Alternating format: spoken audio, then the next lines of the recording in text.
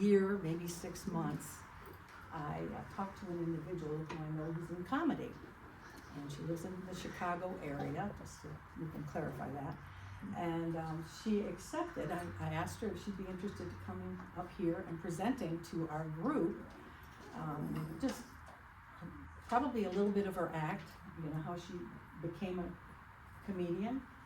She also teaches comedy, so I thought that would be very apropos for all of us to get a glimpse of what that's all like.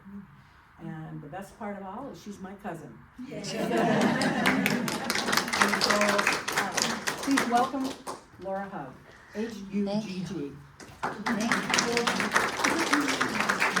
Thank you, Laura. Oh, you're welcome, Laura. I'm gonna actually slide this. This isn't connected to anything, is it? Okay. I'm gonna, just so I can have a stool that I can look at for my notes. And then I'm gonna use my timer. Move that. You can give me the slide if you want. I can use it in the background. I could always use the help. My name. Can you see me in there? I'm filming Mike. Can you Yes. look in my camera? Okay, great. My name is Laura Hugg, and I am a comic. I do live in Chicago, and thank you for having me.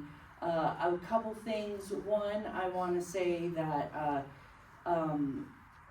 I wanted to thank my cousin for asking me, and thank you for having me here.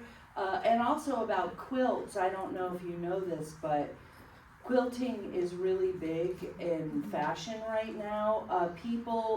Younger people are going to resale stores, thrift stores, and quilts that have been thrifted, people are sewing them. And like young men, like it's very trendy in like hip hop fashion to take a quilt and make an entire set out of it. So maybe one day you will see that quilt on Lil Wayne. All right, so great, there you go. That is called a riff. That is the type of joke where you make it up off of the top of your head. So I thought I would do some of my material so you can get a flavor of what type of comic I am. And then I will talk about how I got into comedy and some of my experiences now. As I was talking about quilts and fashion, I actually am into fashion. I probably would have gone into fashion design had I not gone into nothing. You can't do it all. You really have to pace yourself. I like being at a group of people who get my references when I say that I have underwear from the Delta Burke collection. I know that none of you have to Google that reference, okay? By the way, she makes very roomy drawers if you can find them. I am older. I do present myself. I am a performer. I do try to look nice and not like I just came from my shift dog walking like a lot of my younger peers in comedy. But it takes me longer the older I get, because now when I get ready, when I shave my legs, I have to start at my face. It's gonna need a little more time. I'm gonna do this. I'm not married. I have never actually been married, but I get told I seem divorced. So I'm just looking to the future, I guess. And I don't have any children either. Now I date men, in case you weren't sure, and and not that it matters, it matters to me and to them. And I date men my own age, and they come with children now. So that's great. That works out for me, and I have no hang-ups about being a stepmom if it should happen.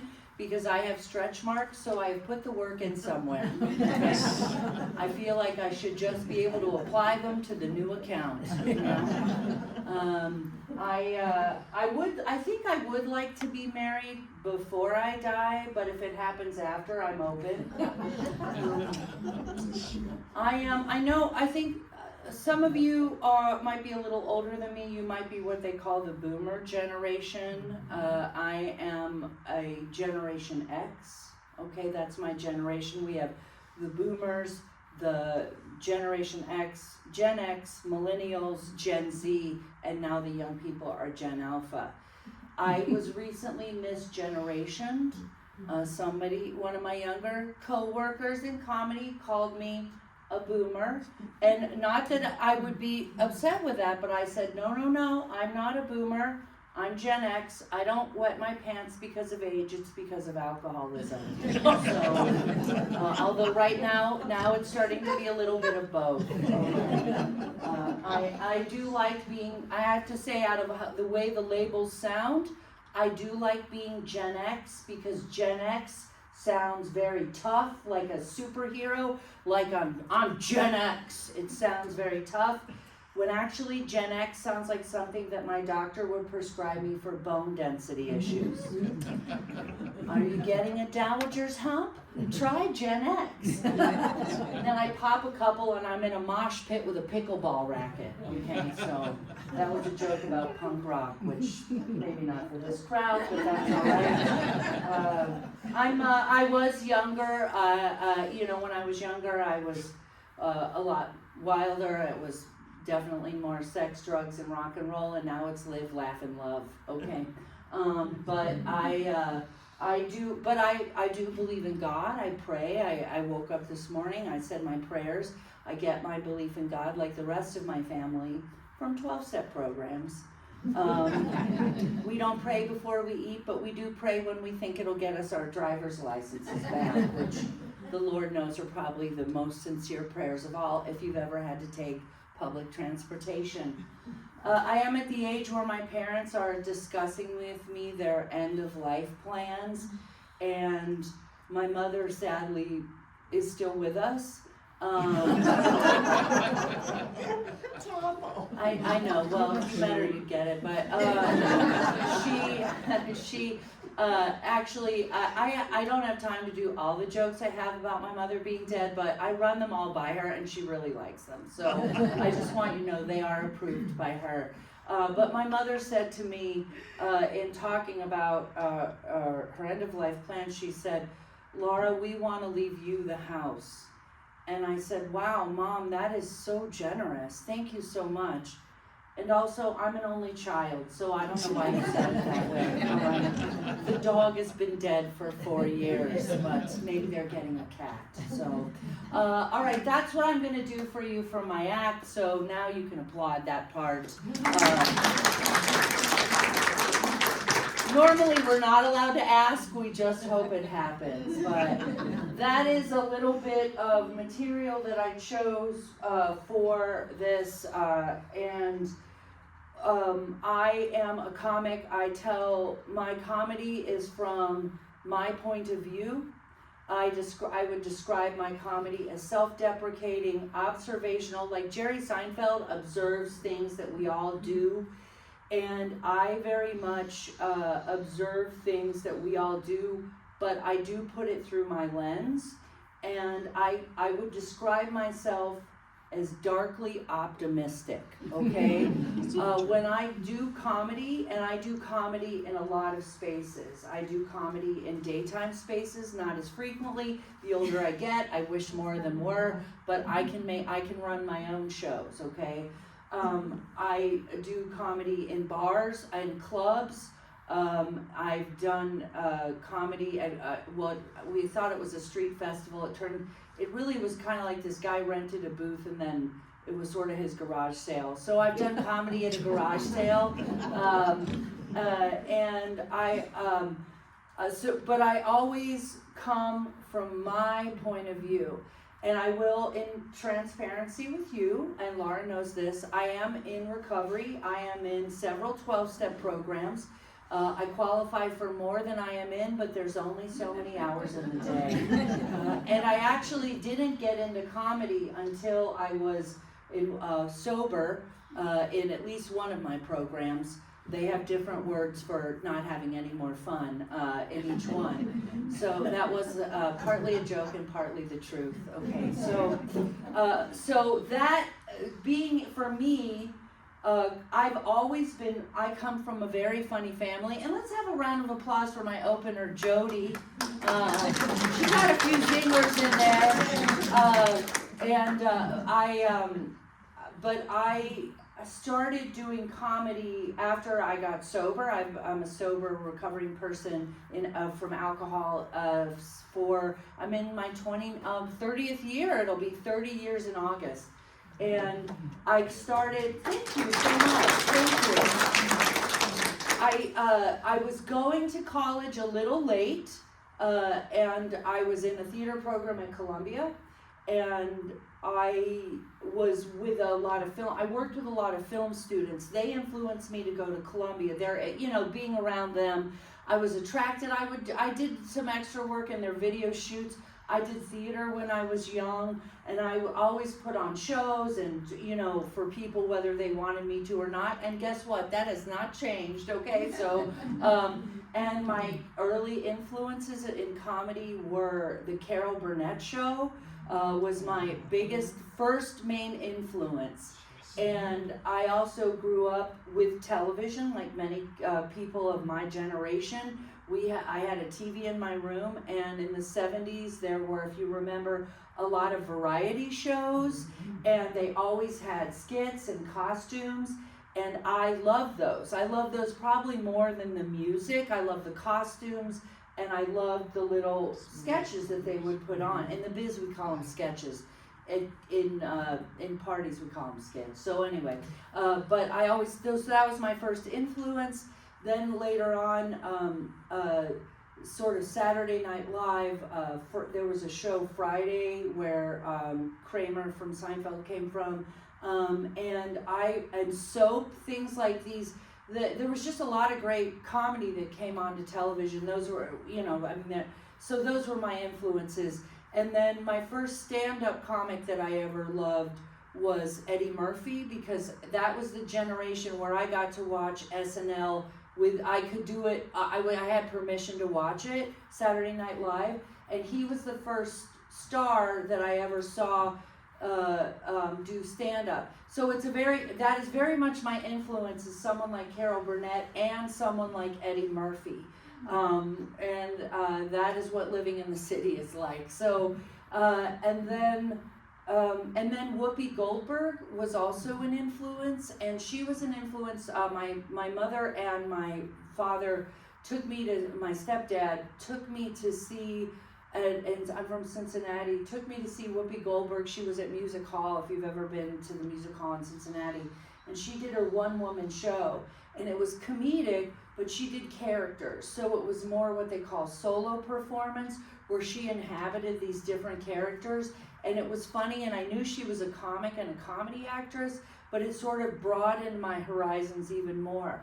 So I was watching sketch comedy, stand-up comedy, solo performance, and then when I was in 1997, or I was a student at Columbia, I was looking to do comedic acting, not serious acting, and somebody recommended improv, and I'm in Chicago, and that's an improvisational town. If you've ever seen Whose Line Is It Anyway, the American or the British version, that's what we call short form improv. That's the funny one. That's improv, where you make it up on the spot within the structure of a game, okay? And I started doing that. And I actually did that first, and then I went to Second City, and we would take what we improvised using theatrical techniques, and the ones that we liked, we would write them into sketches. We would capture something we made up on the spot. Is it running out? It's okay. Yeah, okay. My battery, if it dies. Yeah, I just noticed it. Oh, Yeah. Thanks. Don't worry about it. I have to get rid of like 40 million videos on there, so I knew that would happen. But I appreciate it, and so then so I did sketch. So I was doing improv sketch, and what I always really wanted to do though was stand up, and I tried a few times. But I was a little older. I was 40, or I was in my 30s when I went to a few open mics. It was very much male dominated, young male dominated, and I was a little bit older, sober woman. My point of view on some things, or my, changed a lot. It was just an environment where I really felt like a fish out of water, and I didn't pursue it. And then when I turned 40, I thought a lot of my friends were getting married and raising families, and I just wasn't going in that direction. The person that I was dating, we broke up. There was a lot of hardship in that breakup, and I had a dog for many years, and he was ailing, so he was, put down or let go, euthanized. There's not a nice way. I don't want to make it sound like I took him out in the back. I had a vet, anyway. But the vet did a great job. My dog is still dead. So I've done that. I did comedy for her, and I did that joke, and she thought it was funny. So that was prescribed by my vet. So that's kind of how my journey into comedy. So when I turned 40, I went back to stand-up because I said to myself, I'm getting older. I like the dog. I'm not going backwards, right? And I thought, I just had this, I turned 40. My life is looking different than a lot of my peers. And I had a breakup, and I had the loss of a beloved family member. And I thought, I survived it, and I didn't lose my sobriety, my foundational life things. So maybe I could try stand-up again. Mm-hmm. And I do find that in the field sometimes of stand-up and improv, it is a bucket list for people, but I do find a lot of women, older women coming to it because we're empty nesters. We're looking at retirement. It's okay. No, it's not. Oh, well, I'm sorry. Okay, well, I'll forgive you this time. But the next 7 times you're on my list. But, so I do find that it is something that people will come to because they have the time or the means, whatever you can do. And that's good, but I continue to do it even though I am often the only woman, which can be intimidating. No offense to the one gentleman member of Women's Club. There's always an outlier. So, and I'm younger. But what I learned from doing age-wise was, and I'm glad I had a clear enough head to go into something that is dominated in another field. I had to accept, nobody's worried about, nobody's here to care for me. They're not here to be polite according to my value system.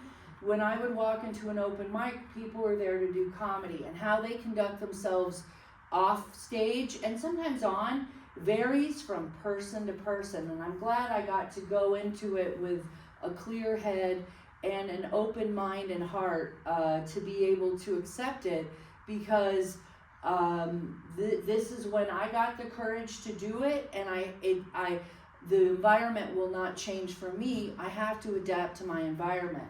But because I went in there and I ended up after mics, after coming back and getting better, talking with a 21-year-old guy, and I do have a joke about this where, not having had children, I have watched some of my peers in comedy go through puberty while they're watching me go through menopause, okay? And I have this joke where I'm like, Luis, your mustache is coming in, and he's like, yours too. So,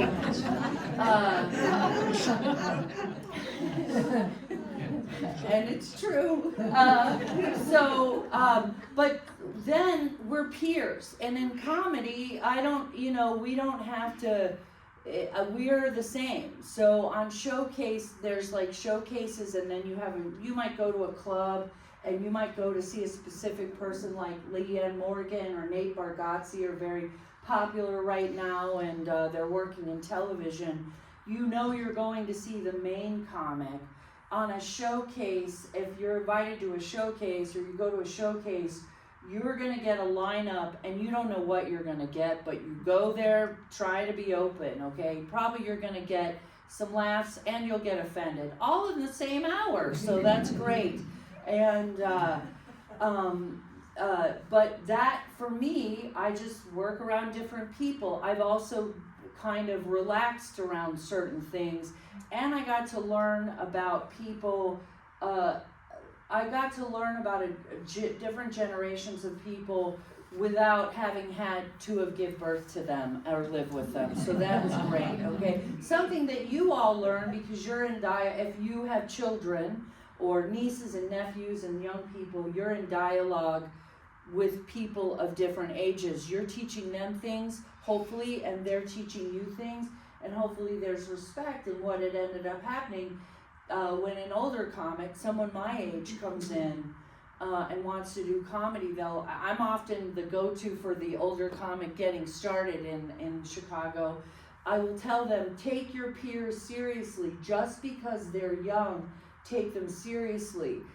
They should take you seriously, but they're young, so it's going to take them longer, but they should take you seriously too. And if we're both there doing our jobs and serious about it, and that's part of it too, is you don't get attached to people until you know they're going to stick around. You're nice to the trainee, but you're like, I don't know about this one, you know.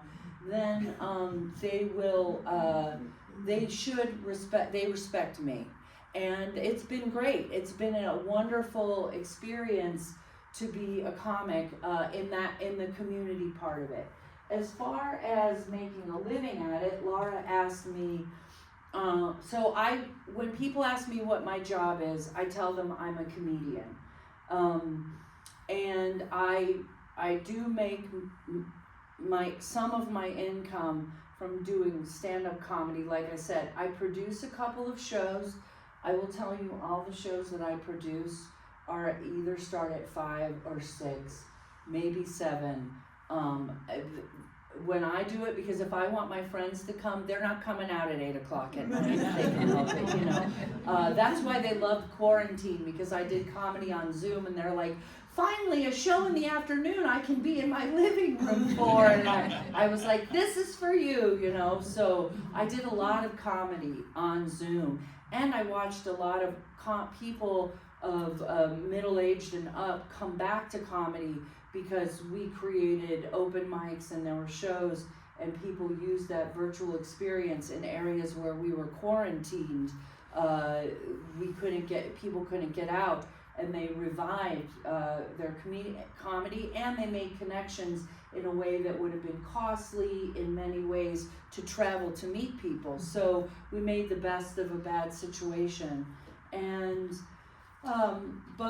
so I do stand-up, I produce my own shows, I try to get it booked on shows, I have to email, I have to ask people who books this, I'm looking at social media, I'm looking for opportunities in a lot of different places. And then I also do improv with 2 different teams in the Chicagoland area. One is at a club, so there's a calendar with opportunities, and then she'll cast the shows. I do a kids show. We do a kid-friendly show where we don't do any cursing, any blue humor. Although with kids, you talk about butts and farts. They love butts. Butts and farts, you're in. You know, butts, farts, and Taylor Swift. That's what's big right now. And then we do the same games, some of the same games at 8 o'clock, but we'll go dirty. And then we did have a blue show, but the area wasn't. It was too late for people. So I can work in all of those, and I know what's appropriate when. So some things don't bother me, and I just try to, and then I'm like, yeah, that's not for that, or, you know, anyway. But so I do a lot of different things. And then I write some sketches, and I put things on, I make clips on YouTube. Some of the things that I've had to learn how to use social media. I like to say I hold my nose, and I go into Facebook, Instagram, TikTok, and I have a YouTube channel. And for somebody my age, I am pretty good with it, like editing things. It wasn't my first talent, but you have to have some kind of presence. That is the reality. Because I also have a peer group in comedy that was doing comedy in the 90s and the 80s and the 70s that were an analog generation, and they don't know how to use technology, but they have a network that I'm newer of. So I'm in this weird in-between place, but that's just my road. So I so I make my living doing comedy that way. To supplement my income, I pet sit, I house sit, I clean, I work for a friend's office. I do whatever I can. I was just telling Laura that my friend does burlesque, and she's younger, and she does burlesque, and she's like, I know a guy who needed somebody to do 8 hours of bedazzling, and I'm like, I would be available to bedazzle 8 hours. Unfortunately, somebody got that job, but so I have to supplement my income, but because I don't have children, I'm not married, or I'm situated where I'm comfortable taking those risks, and I really do have the support of my family and my friends, and that makes all the world. My parents are very much alive, and they were happy and supportive, and they've had to help me out with a few things, and which was fine with me. I know. I really do appreciate that. I mean, they were just happy that the police aren't involved. So that was from a long time ago. So I do teach too. I do teach comedy, and that is kind of taking other people's curriculums and using instincts, and you can't make somebody be funny, but you can help point them in the right direction. There's rarely anybody that isn't kind of funny. There's definitely some people though that like, they wouldn't know a punchline if it punched them in the face. So, but you don't tell them that, you try to soften, and I like doing it.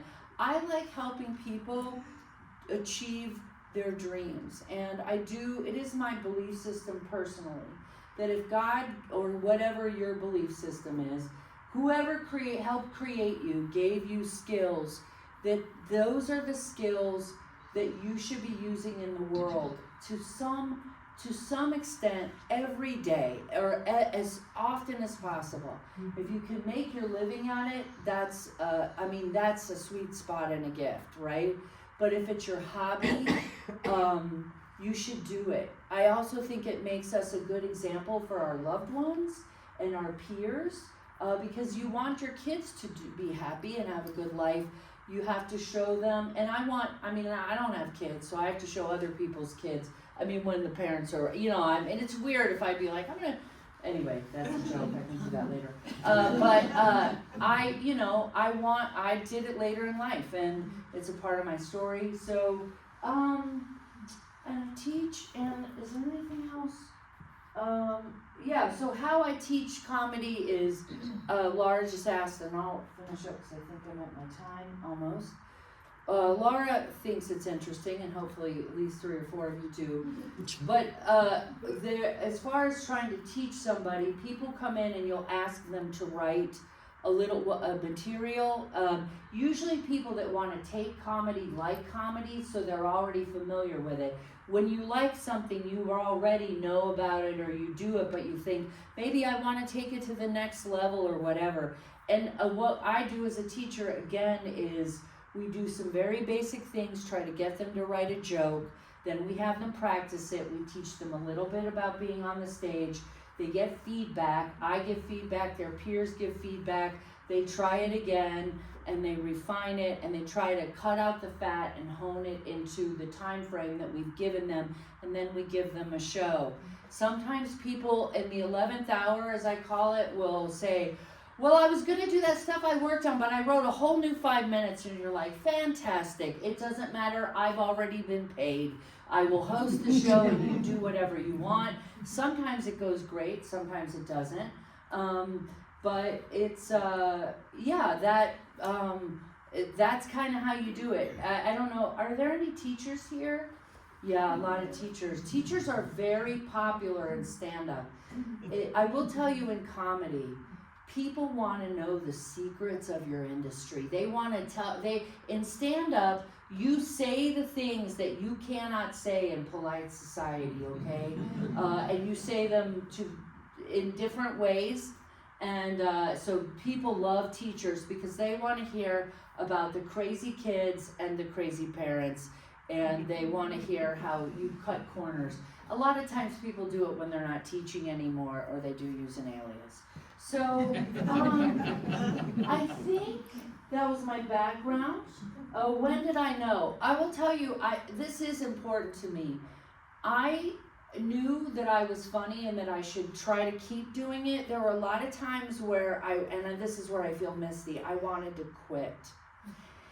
And when I was at Second City, I was taking classes, and I was, sorry, do people cry in this talk usually? Sure. Okay. Why not? I worked with there was a professional couple who came, and they had a lot of money, and I was newly on my feet, and I was like worried about how to pay for the classes, and they were like, we would hire you to clean our house and pay for your classes, because I didn't have a credit card, I didn't have any of that at the time, and that was the first indication that maybe this really is my skill set, like something I should do. So I cleaned their house, which I was not clean at first, so that was a real stretch. And I put myself through classes. They helped me get through my classes in Second City. And every time that the road gets hard, I would ask,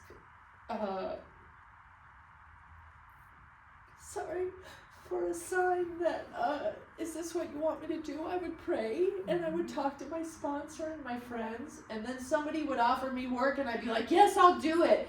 And that showed me, I began to be able to see and trust myself if this is really something I wanted to do.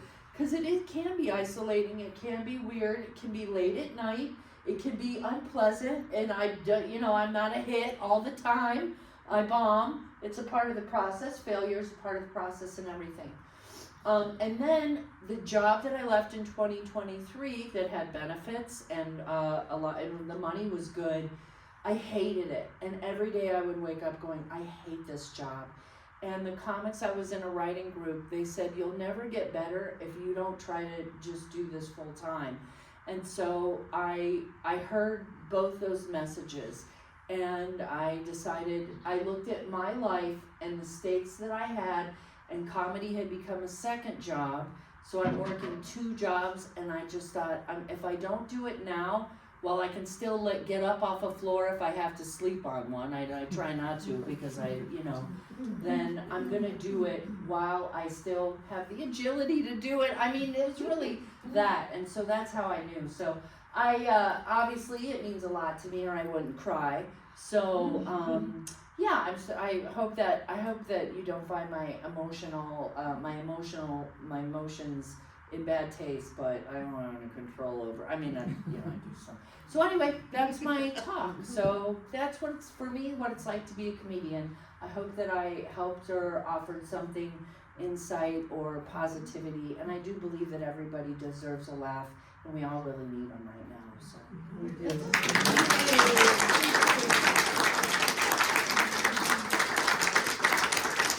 And thank you. Yeah. Oh, yeah. Okay. How do we find you? What if I want to come see you at a show? Okay.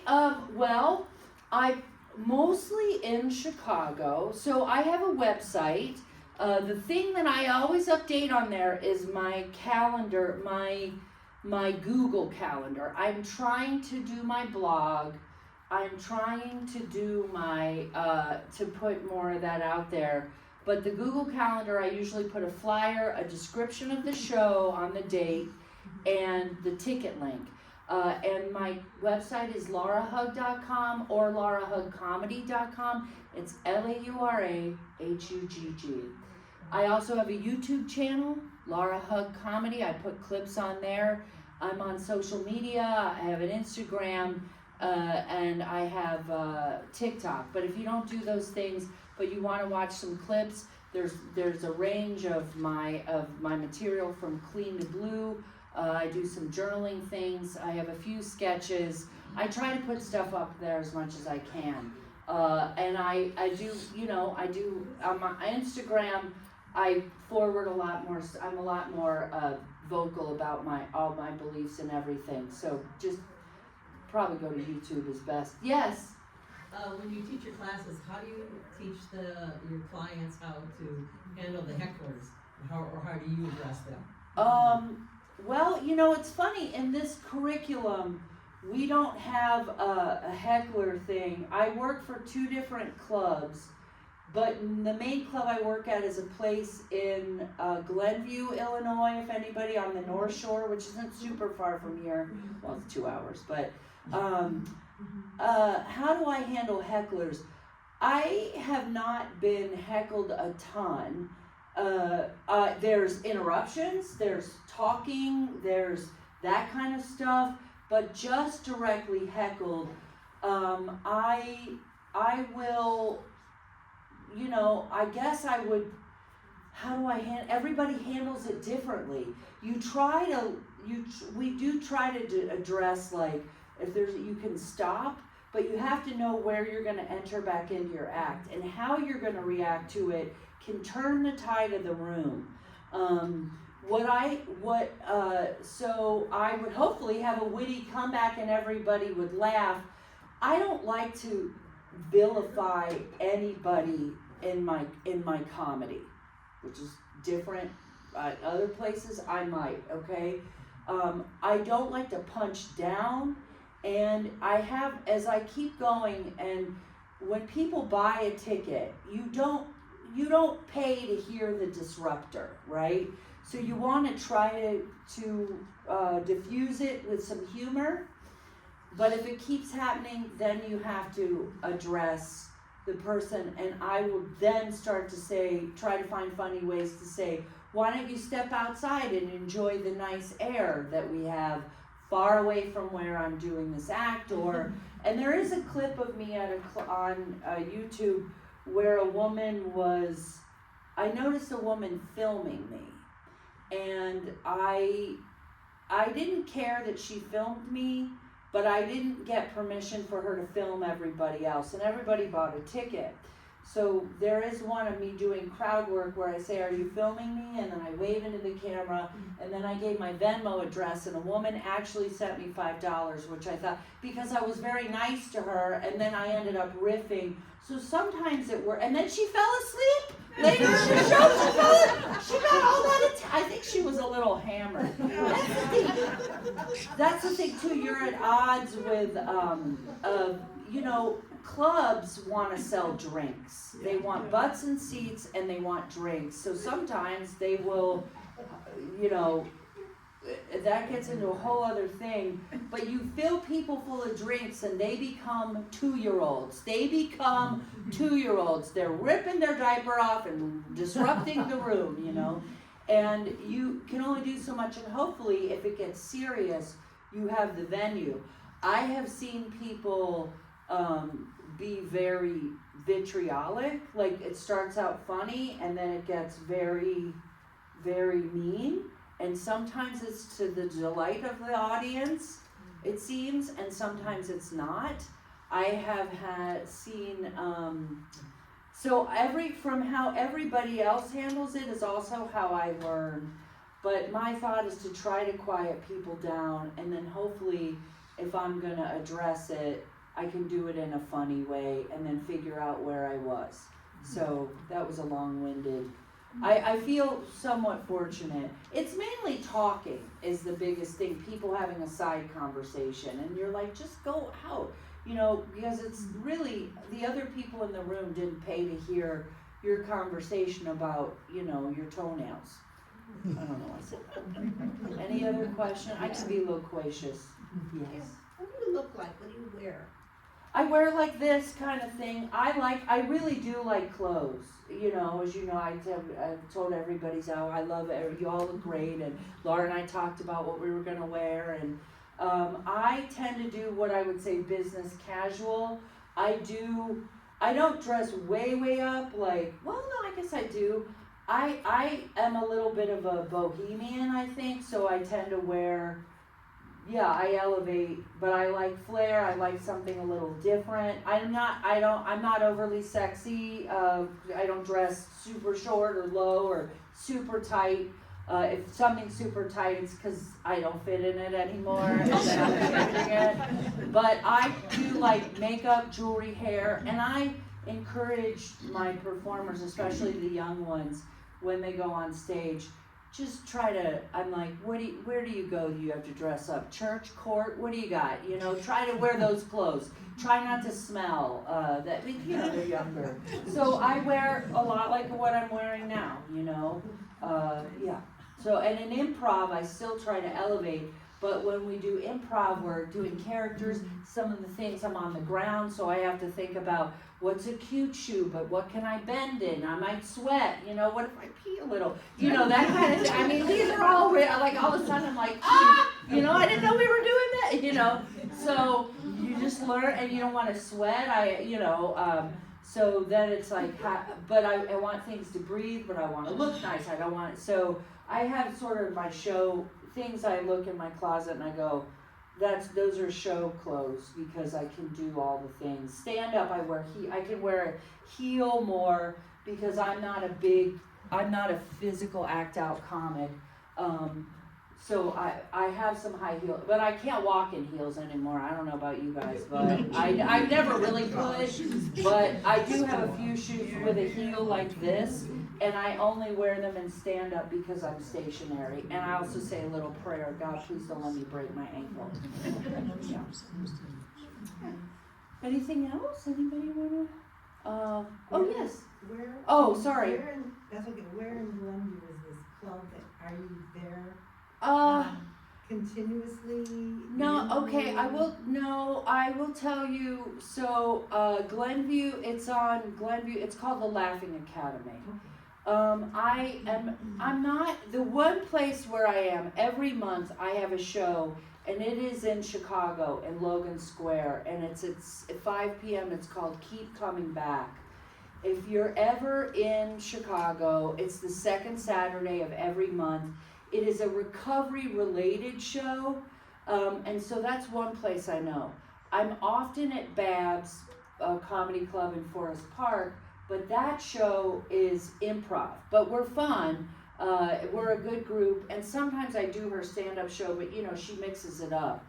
I produce some shows, but I don't have a fixed location, so it's really like wherever I can kind of get booked. I would love to say that I'm in at Zany's or the Improvs.